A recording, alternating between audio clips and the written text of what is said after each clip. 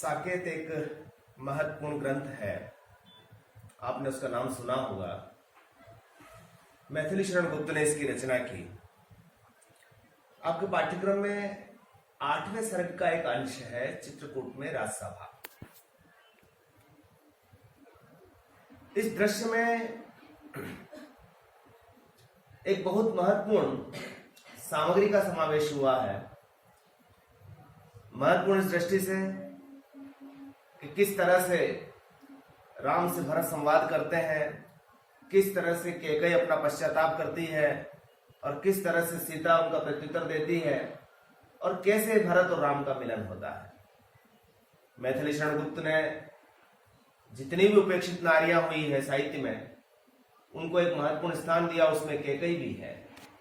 ये 8वां सर्ग उस दृष्टि से बहुत महत्वपूर्ण है। आपने दूसरे रामचरितमानस या रामायण या अन्य जो रामचरित से संबंधित कवि पढ़े हैं, उसमें आपको लगा होगा कि कैकेयी एक खलनायिका के रूप में आई है। लेकिन जब इस दृश्य को आप पढ़ोगे तो आपको लगेगा कि नहीं, कैकेयी ने भी प्रायश्चित किया था। यहां पर जो अंश आपके पाठ्यक्रम में चयनित है, उसमें वह दृश्य आता है जब भरत राम के वहां पर पहुंचते हैं। चित्रकूट में एक सभा सजती है और संवाद कैसे होता है उसको देखो आप कि तदनंतर बैठे सभा उठज के आगे, नीले वितान के तले दीप बहु जागे, टकटकी लगाते नयन सुरों के थेवे, परिणामों सुकुन भयातुरों के थेवे, उत्फुल्ल करौंदी कुंज वायु रह रह कर, करती थी सबको पुलक पूर्ण मह मह कर, वह चंद्रलोक था कहाँ चांदनी वैसी, प्रभु बोले गिरा गंभीर नीर निधि जैसी, हे भरत भद्र अब कहो अभीप्सित अपना, सब सजग हो गए मंग हुआ जो सपना। उस प्राकृतिक दृश्य को भी देखें आप। उस प्राकृतिक दृश्य में चित्रकूट के सामने जहां पर कुटिया बनी हुई है, राम की आपको ध्यान होना चाहिए। चित्रकूट वह जगह है जहां पर वन में राम ने अपनी कुटिया बनाई थी। वहां पर बाहर एक सभा जुड़ी हुई है। अयोध्या से जो लोग आए हुए हैं, दरबारी आए हुए हैं, भरत आए हुए हैं, शत्रुघ्न आए हुए हैं, उनके साथ उनकी माताएं, मंत्रीगण सभी आए हुए हैं और प्रजा भी आई हुई है। सभा बैठ गई वहां पर। तदनंतर बैठी सभा उठज के आगे। उठज का मतलब होता है कुटिया। उस कुटिया के सामने एक सभा बैठ गई और उस समय दृश्य था रात्रि का। नीले वितान, नीला वितान मतलब नीला आकाश के तले दीप बहु जागे। दीप बहु जागे यानी सितारे टिमटिमाने लगे। रात्रि का समय हो गया है, रात्रि आगे बढ़ रही है और सितारे चमकने लगे हैं। और यहाँ पर संकेतात्मक अर्थ यह निकलता है कि उस सभा के बाद कोई ऐसा परिणाम आ जाए, ऐसा दीप जाग गए हैं, यानी लोगों के मन में एक आकांक्षा जग गई कि हो न हो वापस राम अपना फैसला परिवर्तित कर ले और अयोध्या को लौट चले। तो दीप बहु जागे इसका अर्थ आता है। ऐसे दृश्य में टकटकी लगाते नयन सुरों के थेवे। आसमान में देवतागण देख रहे हैं इस आशा के साथ कि राम आखिर इस दृश्य का निर्णय कैसे करते हैं। जब भरत उनसे विनती कर रहा है कि नहीं, आप वापस अयोध्या लौट चलें, तब राम क्या करेंगे, इस बात के लिए वो उत्सुक है और वहां से वो देख रहे हैं स्वर्ग से। और परिणामों सुकुन भयातुर के थेवे, उनकी स्थिति भी अलग है। वो भय से ग्रस्त है। कौन? देवतागण। उन्हें भय किस बात का कि कहीं ऐसा ना हो जाए कि राम भरत के आग्रह को स्वीकार करके वापस अयोध्या आ जाए। उससे उनको क्या दिक्कत है भाई? उनको ये दिक्कत है कि यदि वो अयोध्या वापस आ गए तो जो राक्षसों का राज इस दृष्टि पर हो रहा है, यज्ञ संस्कृति नष्ट हो रही है, जिनसे सारे देवतागण त्रस्त हैं, उनका नाश केवल राम ही कर सकते हैं और वो वन में रहकर ही कर सकते हैं। तो कहीं ऐसा ना हो जाए, उस दृष्टि से भी वो एक टकटकी लगा करके देख रहे हैं। उसी समय का वातावरण देखें आप। कि उत्फुल्ल करौंदे कुंज वायु रह रहकर करते थे सबको पुलक पूर्ण मह मह कर। करौंदी के जो झाड़ियां हैं, करौंदी झाड़ियां समझते हो, करौंदे अपने यहाँ पर भी आते हैं। करौंदी की जो झाड़ियां हैं उनसे मीठी मीठी गंध आ रही है और सभी को पुलकित कर रही है। सबको, किसको? जो सभा के अंदर बैठे हुए हैं उनको। वह चंद्रलोक था कहा चांदनी वैसी, प्रभु बोले गिरा गंभीर नीर निधि जैसी। ऐसी चांदनी, कवि यहाँ कहता है कि ऐसी चांदनी और कहां हो सकती है जहां स्वयं प्रभु बैठा हो, स्वयं राम राज्य लगा हो, जहां राम का दरबार लगा हो। वैसी चांदनी के दरबार में, उस चित्रकूट के सामने की सभा में ऐसी चांदनी कहीं हो नहीं सकती। ऐसे दृश्य में जब जहां चारों तरफ सन्नाटा है, अब प्रभु की आवाज आती है, श्री राम की आवाज आती है कि हे भरत भद्र अब कहो अभीप्सित अपना। हे भरत, तुम किस उद्देश्य से यहां पर आए हो? अब जरा बताओ, तुम्हारी अभिप्सा क्या है, तुम्हारी इच्छा क्या है? सब सजग हो गए, बंग हुआ जो सपना। और जैसे राम वो बोले कि हे भरत बताओ, तो सभी लोग एकदम सजग हो गए कि जैसे अब आगे क्या घटनाक्रम होने वाला है। अब भरत जवाब देता है रोते हुए, गिड़गिड़ाते हुए। उसकी दयनीय दशा है। क्या कहते हैं कि हे आर्य अब रहा भरत अभीप्सित अब भी, मिल गया अकंटक राज उसे जब तब भी। पाया तुमने तरु तले अरण्य बसेरा, रह गया अभीप्सित शेष तदपि क्या मेरा। तनु तड़प तड़प तप्त तात ने त्यागा, क्या रहा भीप्सित और तथापि अभागा।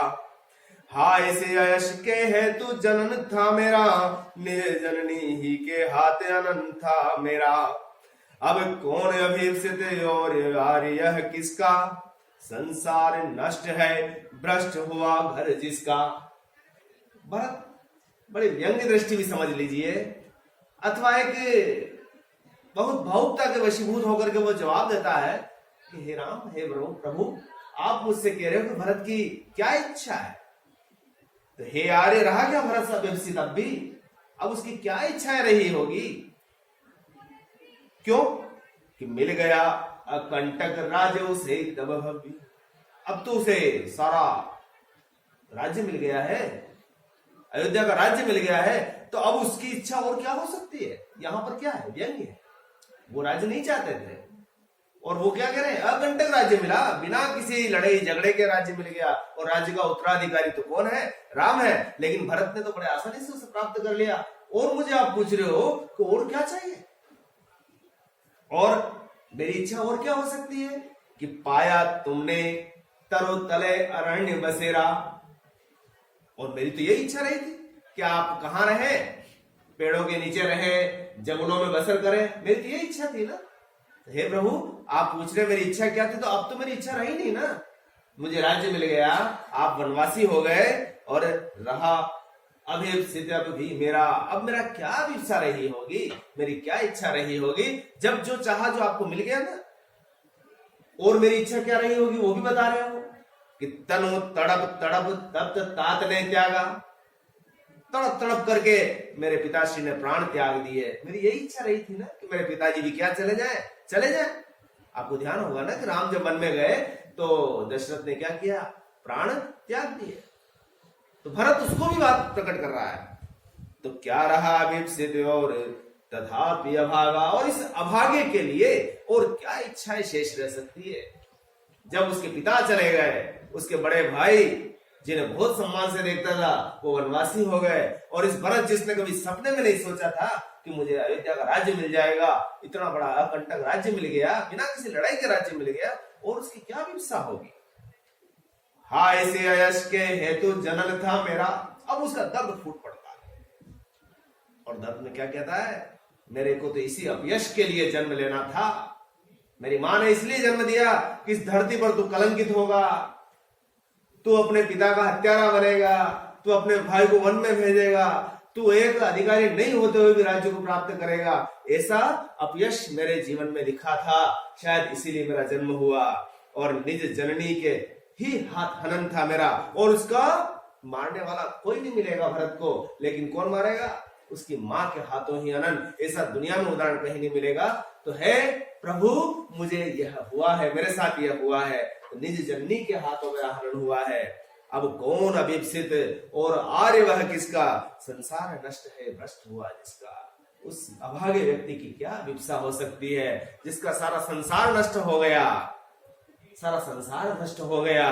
अब वो किसका क्या ले सकता है, इसकी क्या इच्छा रही होगी। आगे बोलते जा रहे हैं भरत दर्द से, दुख से, कि मुझसे मैंने ही आज स्वयं मुंह फेरा, हे आर्य बता दो तुम्हें अभिप्सित मेरा। और आज तो मेरी ये दशा हो गई है कि मैंने अपने आप से मुंह फेर लिया है। मैं स्वयं अपने आप को नहीं चाहता हूं इस संसार में रहना। अब यदि मेरी क्या इच्छा हो सकती है, आप ही बता दो। जब ऐसी बात वो करते हैं, कौन? भरत। किससे? प्रभु श्री राम से। तो राम पिघल जाते हैं। तो प्रभु ने भाई को पकड़ हृदय पर खींचा, रोदन जल से सविनोद उन्हें फिर सींचा। उसके आशय की था मिलेगी किसको, जनकर जननी ही जान न पाई जिसको।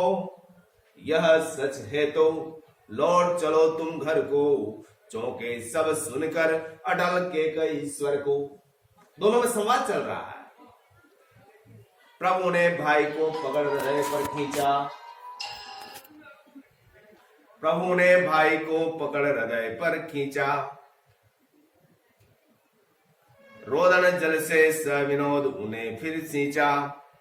उसके आशय की था मिलेगी किसको, जनकर जननी ही जान न पाई जिसको। प्रभु श्री राम जब भरत की ये बात सुनते हैं तो उनका हृदय द्रवित हो जाता है, और वो भरत को पकड़ करके गले खींच लेते हैं, गले में लगा लेते हैं, और क्या कहते हैं? आंखों से आंसू पड़ते हैं, और कहते हैं कि उसके आशय की था मिलेगी किसको, जनकर जननी ही जान न पाए जिसको। बहुत बड़ी पंक्ति है कि भरत तुम मुझसे पूछ रहे हो कि तुम्हारी अभिप्सा क्या है, तुम्हारे मन में क्या है, तुम मुझसे पूछना चाह रहे हो। तो भरत तो वो व्यक्ति है कि जिसको जन्म देने के बाद उसके हृदय में क्या है उसकी मां को तक पता नहीं है, तो उसे क्या पता मिलेगा, मैं क्या बता सकता हूं। कहने का मतलब भरत इतना उच्च कोटि का, यहां प्रशंसा उसकी व्याज स्तुति है कि भरत इतना उच्च कोटि का आदमी है कि उसकी मां को पता नहीं है कि वो राज्य थोड़ी चाहता है। वो तो राम से इतना प्रेम करता है कि ऐसे कितने तीनों लोगों का राज्य भी हो तो वो क्या कर सकता है, ठुकरा सकता है। उसके बावजूद भी कैकेयी ने क्या कर लिया, वो वर मांग लिया कि राम को वनवास मिले और भरत को राज्य मिले। तो इसी आशय से राम कह रहे हैं कि हे भरत, तुम्हारी मन की इच्छा को तुम्हारी स्वयं जन्म देने वाली माता भी नहीं लगा सकी तुम्हारा पता, तो मैं क्या लगाऊंगा। जैसे वो ये बोलते राम कि जन कर जननी ही जान न पाए जिसको, कैकेयी बोल पड़ती बीच में। अब यहीं से कैकेयी का प्रसंग शुरू हो जाता है। कैकेयी कहती है कि यह सच है तो अब लौट चलो तुम घर को। सच है ना हे राम, मेरे को पता नहीं था कि भरत क्या चाहता है, और आप स्वयं कह रहे हो, मैं नहीं कह रहे हो। आप स्वयं कह रहे हो कि तुम्हारी मां को पता नहीं था, तो मेरे से गलती हो गई कि भरत क्या चाहता है मुझे पता ही नहीं था। इसलिए भरत तो यही चाहता है, क्या चाहता है कि राम अयोध्या के राजा बने, इसलिए अब चलो। यदि वो ऐसा चाहता तो मैं ऐसी मांग करती नहीं, और मैंने मांग कर ली, मैं अपने वचन वापस लेती हूं और आप घर चलो। तो चौंके सब सुनकर अटल कैकेयी स्वर को। जब कैकेयी ने ऐसी बात कही तो सारी सभा चौंक गई कि यह वही कैकेयी है जिसके कारण इतना बड़ा वितंडा हुआ, वितंडावाद हुआ ना, पूरा अयोध्या तहस नहस हो गया। दशरथ प्राण पखेरु उड़ के चले गए, और राम को वन में वास मिला, सीता को वन में वास मिला, लक्ष्मण को उनके साथ जाना पड़ा, भरत तड़प रहा है और सारे अयोध्या तड़प रही है। अभी ये कैकेयी क्या कह रही है कि अब लौट चलो तुम घर। सबने रानी की ओर अचानक देखा, वेधव तुषारा व्रता यथा विदु लेखा। विधवा के वस्त्र पहन रखे हैं, ऐसा लगता है कि जैसे कोई चंद्रमा की रेखा है। विधवा के वस्त्र क्यों पहन रखे? क्योंकि उनके पति डेवलप हो गए हैं। तो सबकी नजर उनकी दृष्टि ओर पड़ी कि आखिर कैकेयी चाहती क्या, कहना क्या चाहती है। अब कैकेयी बोलती है कि हाँ जनकर भी मैंने न भरत को जाना, सुन सब ले तुमने स्वयं अभी यह माना। यह सच है तो फिर लौट चलो घर भैया, अपराधीन मैं हूं तात तुम्हारी मैया। दुर्बलता का ही चिन्ह विशेष शपथ है, पर अबला धन के लिए कौन सा पथ है। यदि मैं उकसाई गई बरस से होऊं, तो पति समान ही स्वयं पुत्र भी खोऊं। हाथ जनकर भी मैंने भरत कौन जाना। तुम सच कह रहे हो राम, भरत को मैंने जन्म अवश्य दिया, लेकिन भरत के मन में क्या है इसकी था मैं नहीं ले पाई, और इससे मेरे इसी कारण से मुझसे इतना बड़ा अपराध हो गया। और सभी जो यहाँ पर सभा में है सब सुन ले, तुमने स्वयं अभी ये माना, और मैं सभी को कह रही हूं तो वास्तव में भरत के मन में क्या था मुझे कुछ पता नहीं, ये सभा भी जानती है और स्वयं आप भी मानते हो राम। अब इसी कारण से मैं फिर आपसे निवेदन करती हूं कि सच है तो फिर लौट चलो घर भैया, अपराधीन मैं हूं तात तुम्हारी मैया। राम, भरत अपराधी नहीं है, अपराधी कौन है? मैं हूं, और सजा मुझे मिलनी चाहिए, लेकिन यहां सजा कौन भुगत रहा है? भरत भुगत रहा है। भरत अभी तक मेरे से मुंह खोल के बैठा हुआ है, वो मुझसे बात नहीं कर रहा है, पूरा अयोध्या रो रही है, तो अपराध तो मुझसे हुआ ना, और मैं जान रही हूं कि मैंने अपराध गलत किया है, और मैं आपसे निवेदन कर रही हूं तो वापस चलो। अपराधी मैं हूं तात तुम्हारी भी, तो हे राम मैं तुम्हारी अपराधी हूं। जब राम जवाब नहीं देते हैं तो कैकेयी क्या करती है आगे, सौगंध खाने के लिए उठती है। कैसे कि दुर्बलता का ही चिन्ह विशेष शपथ है। अब मैं सौगंध खाती हूं, और ये सौगंध किसका पर्याय है? दुर्बलता। जब आदमी दुर्बल हो जाता है, जब उसके पास कोई सहारा नहीं होता है, कोई सामने वाले मानने को तैयार नहीं होता, तो वो क्या करेगा? क्या करेगा? शपथ लेगा, सौगंध लेगा। तो दुर्बलता का ही चिन्ह विशेष शपथ है, पर अबला जन के लिए कौन सा पथ है। मैं फिर अबला हूं, मेरे यहां पर कोई नहीं सुन रहा है, अयोध्यावासी भी नहीं सुन रहे हैं, भरत नहीं सुन रहा है, कोई नागरिक सुनने को तैयार नहीं है। मैं इस समय अबला नारी के रूप में हूं, और उसके लिए कोई रास्ता भी नहीं है कि मैं सौगंध खाए, इसलिए मैं सौगंध खा रही हूं। क्या? यदि मैं उकसाई गई भरत से हूं, तो पति समान ही स्वयं पुत्र ही खो। कितनी बड़ी शपथ है।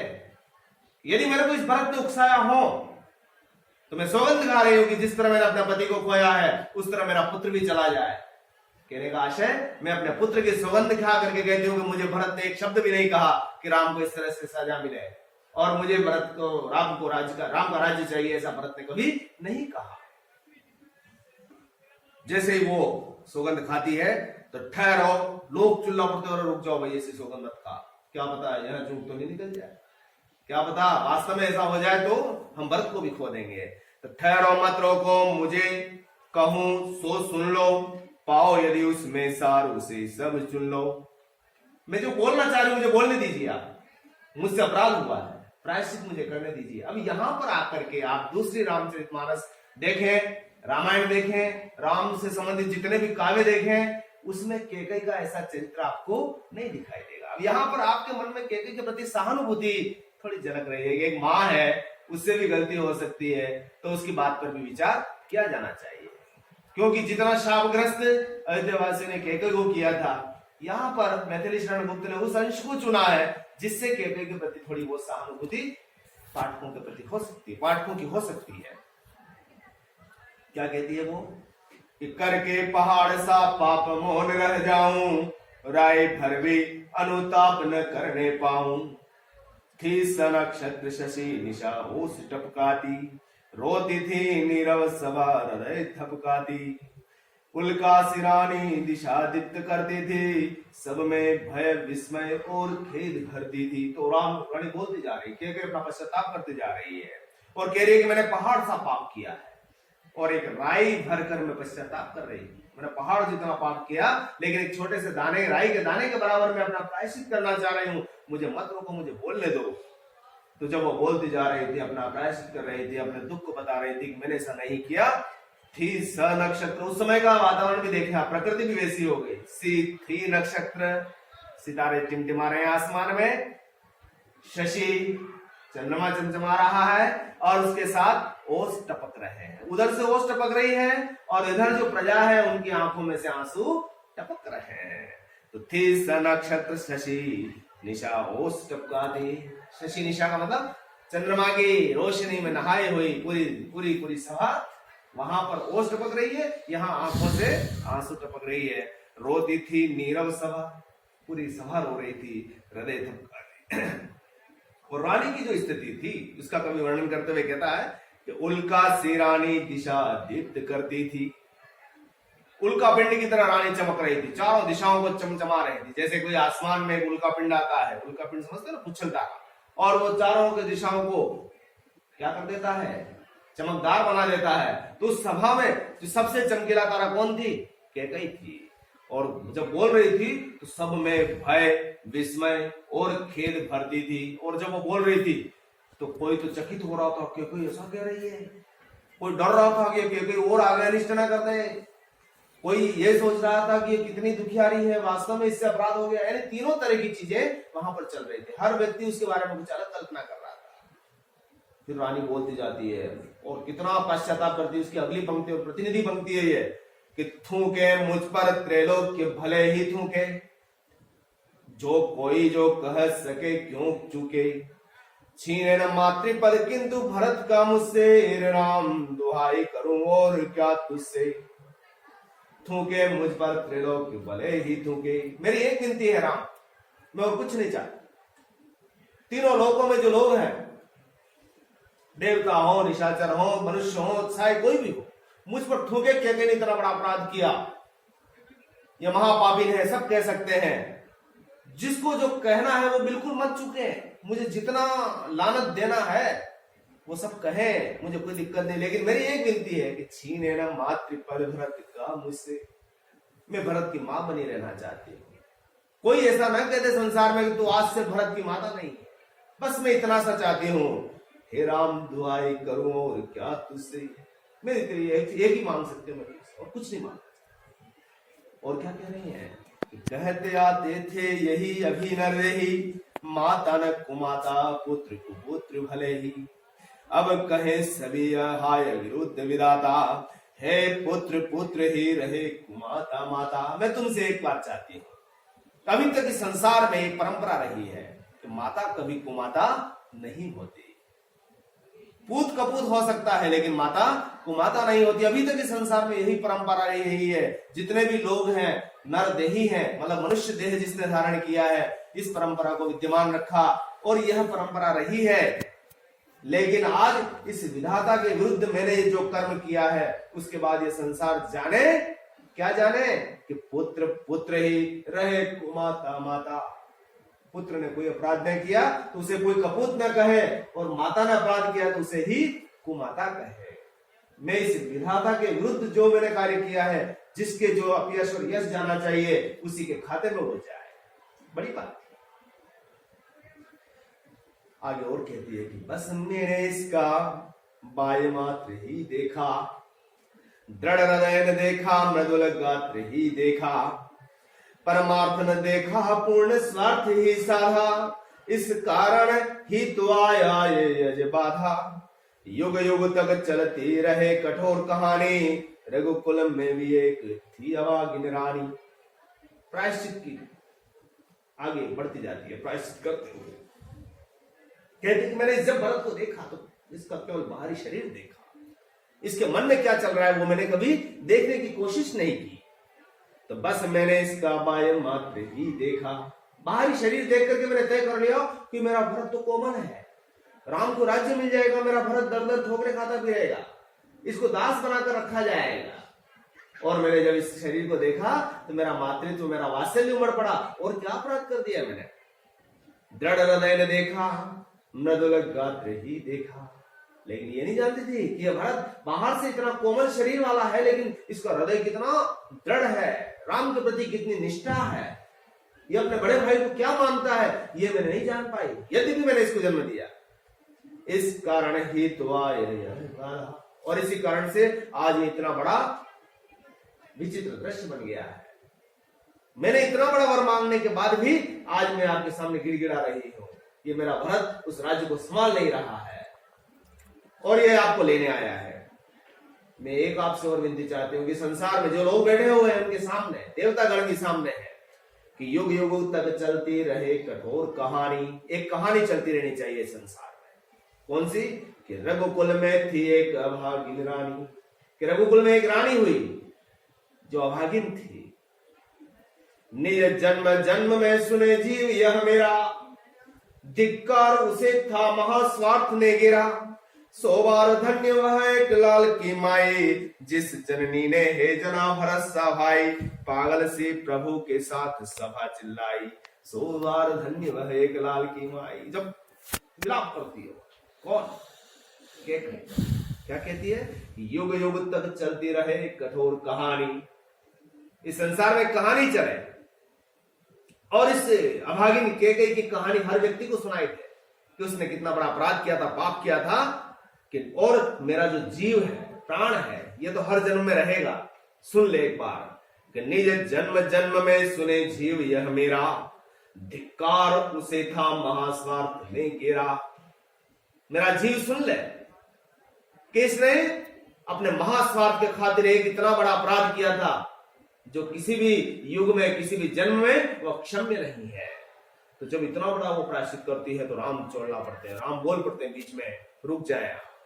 100 बार धन्य वह एक लाल की माई।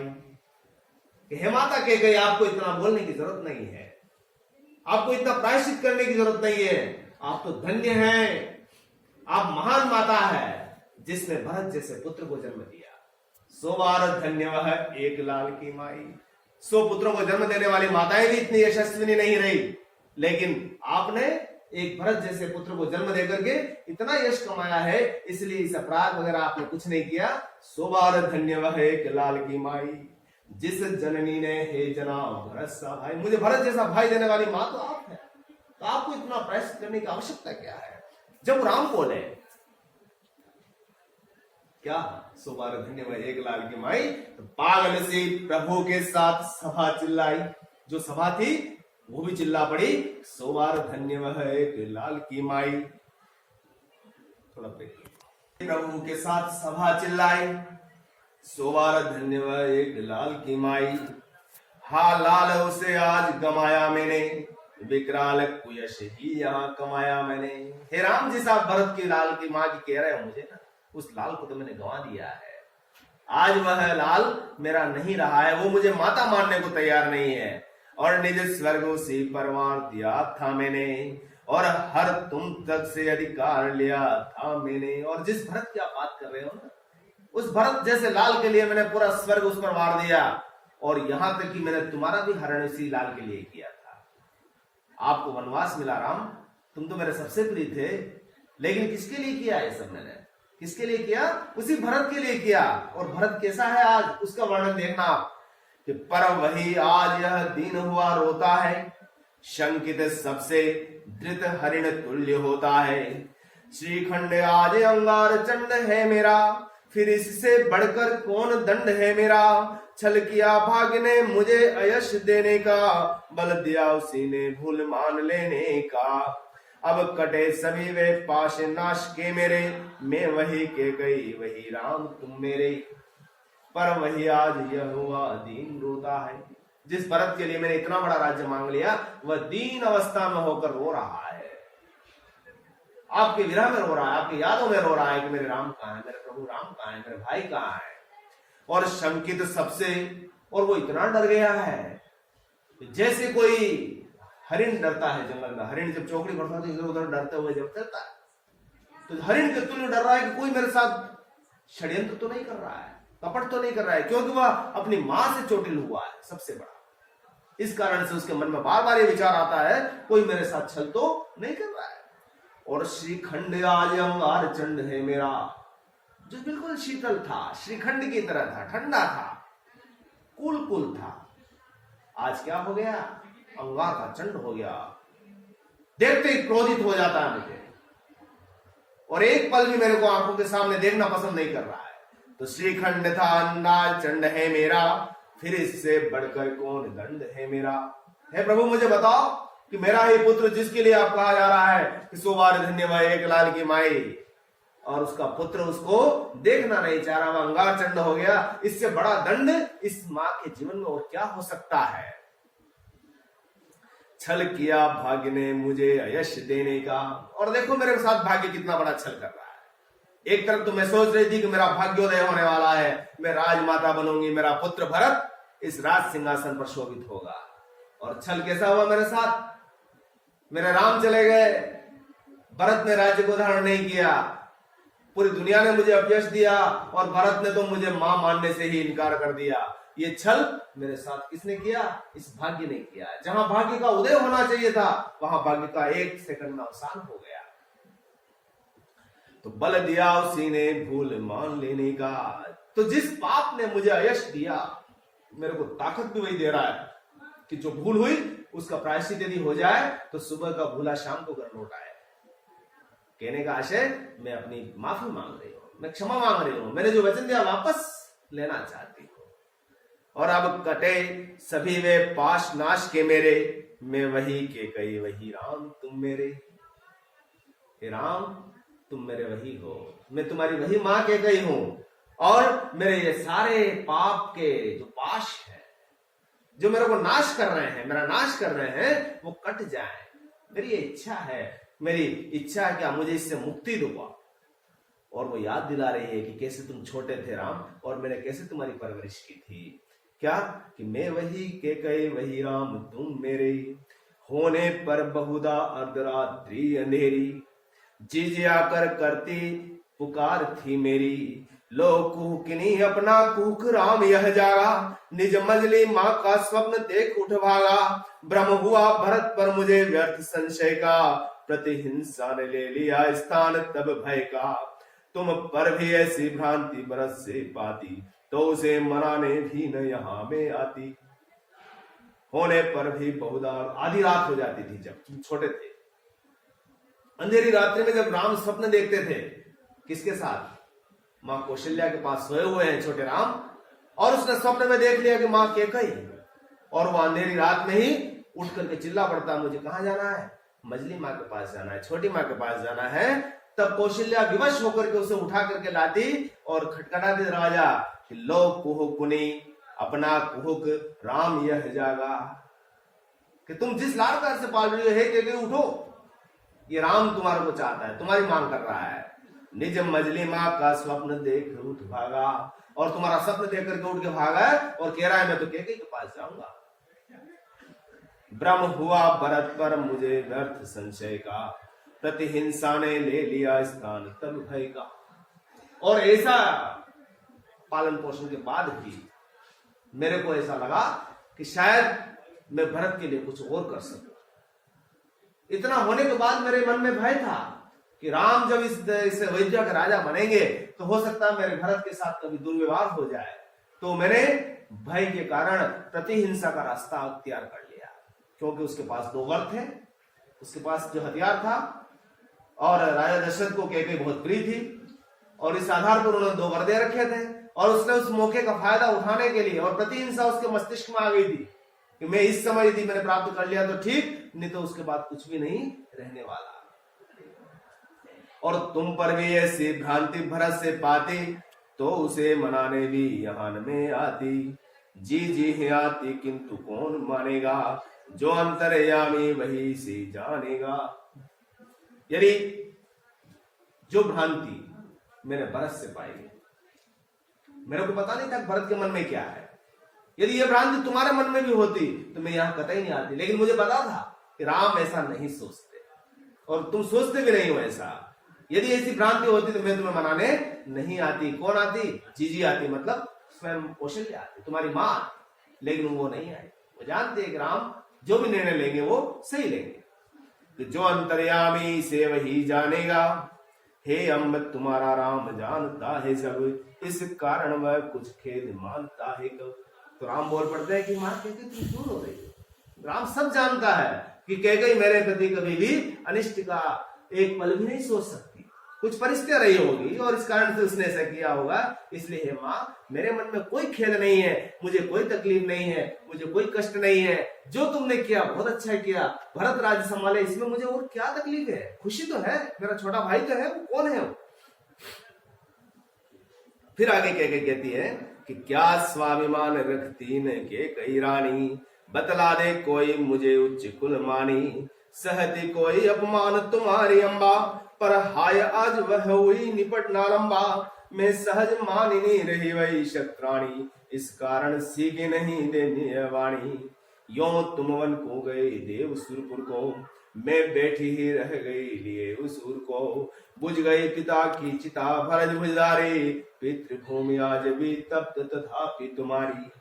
लेकिन इस केके का स्वाभिमान का क्या होगा? स्वाभिमान व्यक्ति ने केके रानी बतला दे मुझे कोई उच्च कुल का मानी, यहाँ जो भी उच्च कुल का बैठा हुआ आदमी हो, उस केके के स्वाभिमान का क्या होगा? आपने भी खेद मान लिया, भरत ने भी ऐसा सोच लिया, सभी ने ऐसा सोच लिया, मैंने भी अपना प्रायश्चित प्रकट कर दिया, लेकिन अंततः केके का स्वाभिमान तो वहीं का नहीं रह गया ना। और कितना अपमान तुम्हारी ये मां सहेगी अब, क्योंकि हर कोई उस पर थूक रहा है, कोई भी उसे अच्छा नहीं मान रहा है।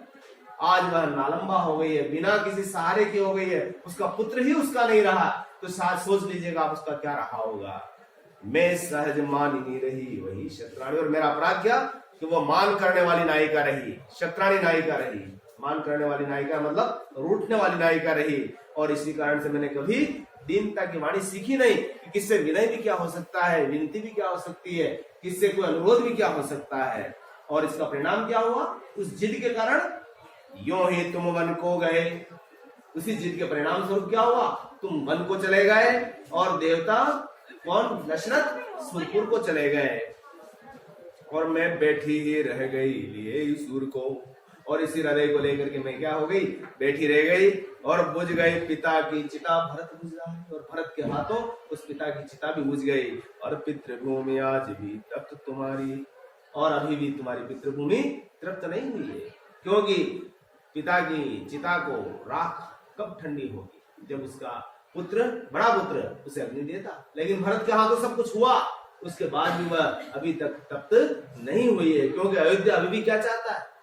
क्या चाहता है कि प्रभु श्री राम वहां पर आए और अपना राम राज्य स्थापित किया जाए। वह आगे कहती है, हे राम, अब मेरा निवेदन आपसे है कि भय और शोक सब दौड़ उड़ाओ उसका, चलकर सुचरित फिर हृदय जुड़ाओ उसका, और तुम्हें भरत के राज स्वराज संभालो, मैं पाल सके न स्वधर्म से तुम पालो, स्वामी को जीते जी न दे सकी सुख में, मर कर तो उसको दिखा सकूं यह मुख में, मर मिटना भी है एक हमारी क्रीड़ा, पर भरत वाक्य है सहु विश्व की व्रीड़ा, जीवन नाटक का अंत कठिन है मेरा, प्रस्ताव मात्र में जहां ध्येय अंधेरा। आप एक काम कर सके तो कर लिए, क्या आप यदि अयोध्या चलेंगे तो सभी का भय दूर हो जाएगा, सभी का शोक दूर हो जाएगा, और आप सुचरित्र कहलाएंगे कि जब समय का हृदय जुड़ जाएगा। यानी जिस दुख के कारण पूरी अयोध्या त्रस्त है, जिस दुख के कारण मैं त्रस्त हूँ, जिस दुख के कारण भरत त्रस्त है, उसका एक ही निवारण है कि आप यदि वहां चलोगे तो सब कुछ खत्म हो जाएगा, और हो तुम ही भरत के राज्य। और भरत का राज्य कुछ भी नहीं है, भरत के राज्य तो सिर्फ कौन हो? तुम खुद हो। अपना स्वराज्य संभालो, और मैं पाल सकी न स्वधर्म से तुम पालो। मैंने अपना धर्म का निर्वाह नहीं किया, एक मां होने का धर्म मैंने निर्वाह नहीं किया, तो तुम कम से कम ये क्या कर सकते हो? इस धर्म का निर्वाह कर सकते हो।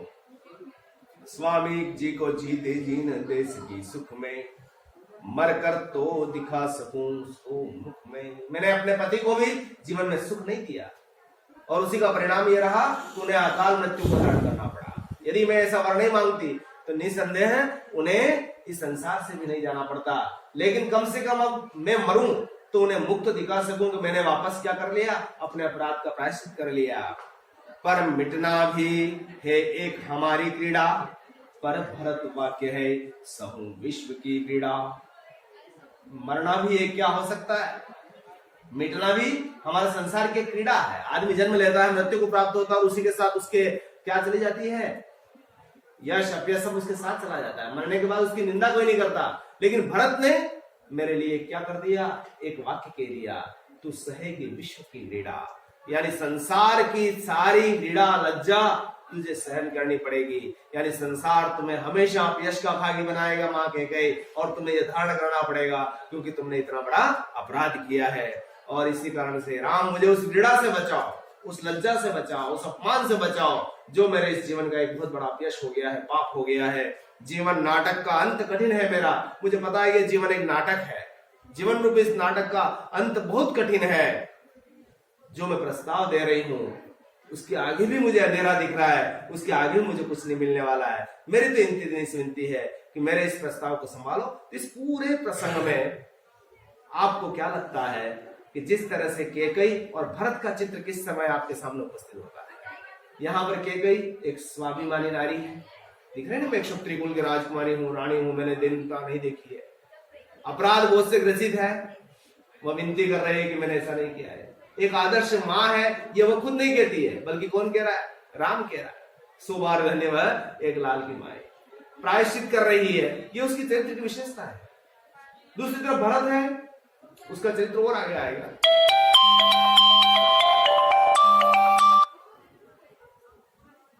दूसरी तरफ भरत है जो स्वाभिमानी है और भ्रातृ